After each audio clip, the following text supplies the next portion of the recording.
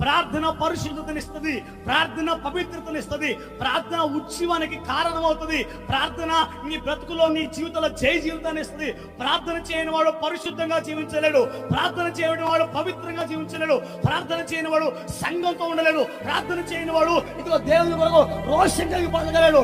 ఎంత ఎక్కువగా మోకాలు వేసి ప్రార్థన చేయడం ప్రారంభిస్తావో అంత ఎక్కువగా జీవితాలు కట్టబడ్డం నువ్వు చూస్తావో. రండి, అబ్రహాము ప్రార్థన చేయలేదా? ఇస్సాకు ప్రార్థన చేయలేదా? యాకోబు ప్రార్థన చేయలేదా? మోషే ప్రార్థన చేయలేదా? ఆ సమయంలో ప్రార్థన చేయలేదా? హబక్కూకు ప్రార్థన చేయలేదా?